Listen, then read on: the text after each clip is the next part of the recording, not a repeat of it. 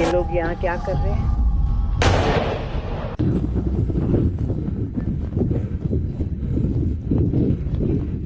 कल देर रात यूक्रेन की सुरक्षा सेवाओं ने रूस के एक और एयरबेस को नष्ट कर दिया।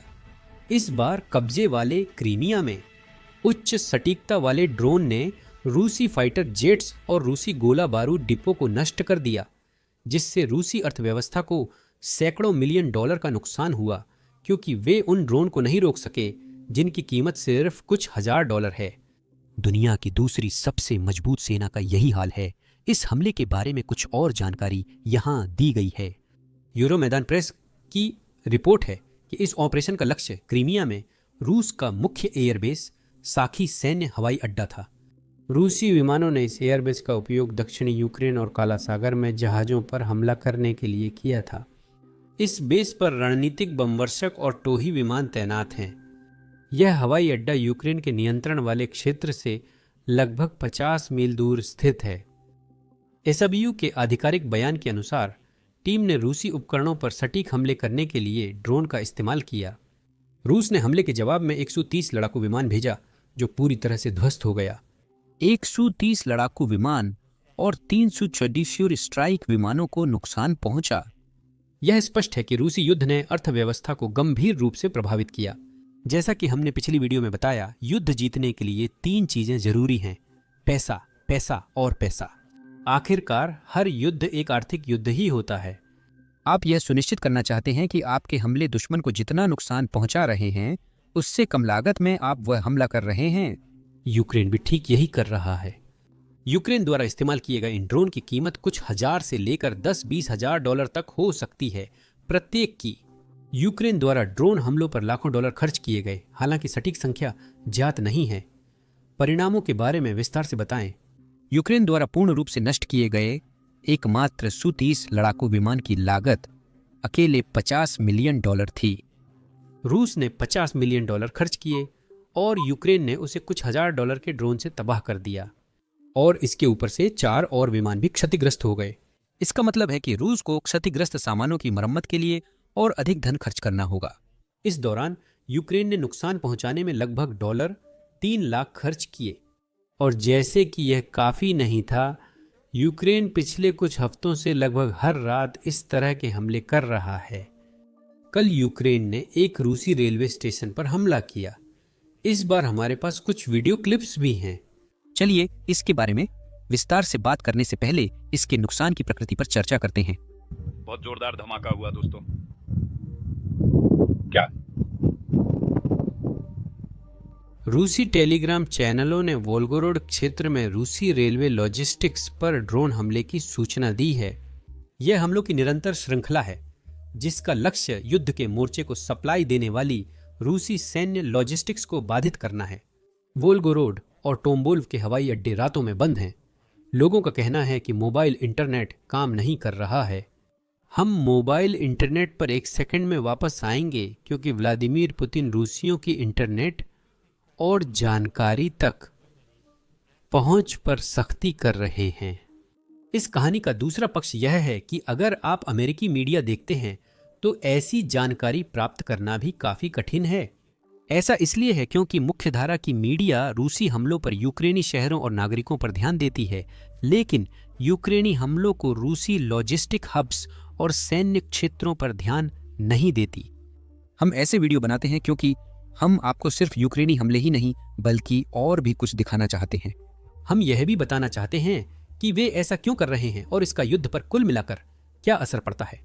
तो अगर आप नीचे दिए गए लाइक और सब्सक्राइब बटन दबाकर हमारा संदेश अधिक लोगों तक पहुंचाने में मदद कर सकते हैं, तो इससे सचमुच अंतर पड़ेगा। अब हम वापस जाकर इस रेलवे स्टेशन हमले से जुड़े अन्य उपलब्ध वीडियो क्लिप देखेंगे। अगली क्लिप में शुरुआती हमले के दौरान रूसी ट्रेन से अचानक आग का गोला फूटता दिखाई देता है। आइए उसे देखें। ओह, ये जल रहा है। 5वें स्कूल के पास धमाका हुआ।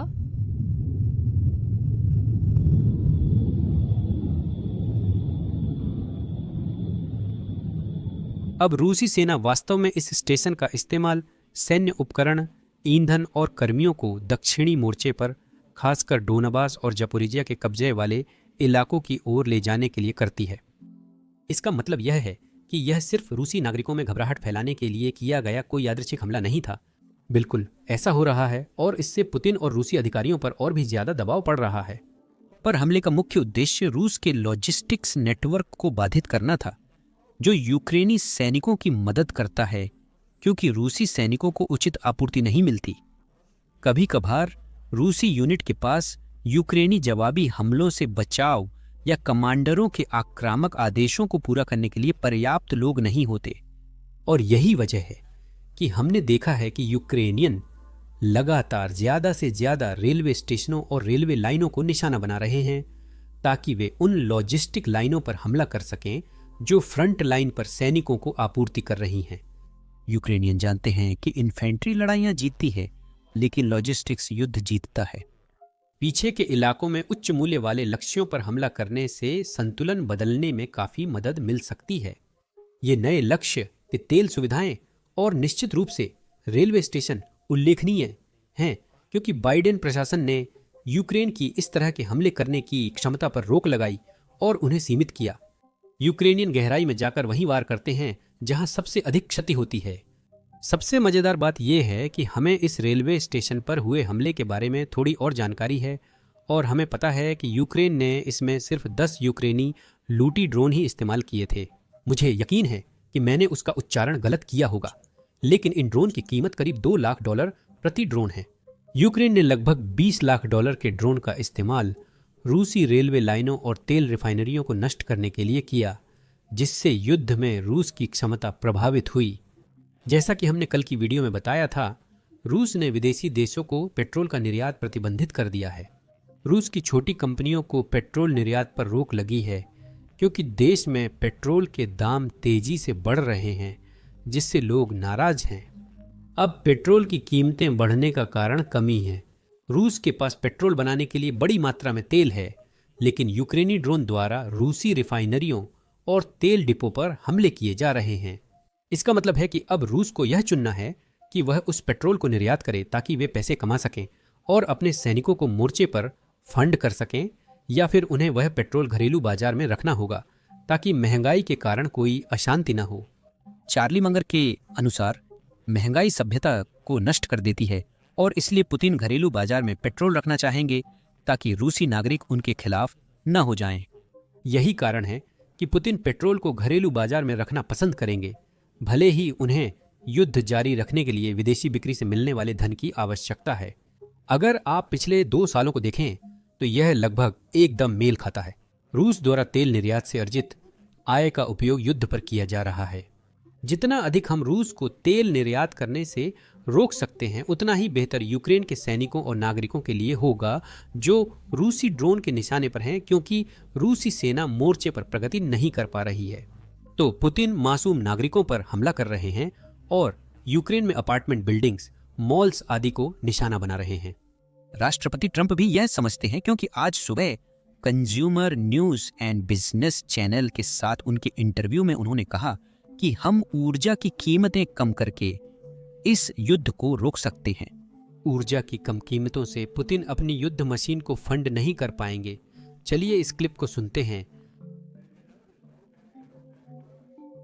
वे और ज्यादा ड्रिलिंग कर रहे हैं, वे और ज्यादा ड्रिलिंग करना चाहते हैं, क्योंकि मुझे लगता है कि वे मुझे खुश देखना चाहते हैं, क्योंकि अगर ऊर्जा की कीमतें काफी नीचे आ जाती हैं तो पुतिन लोगों की हत्या करना बंद कर देंगे।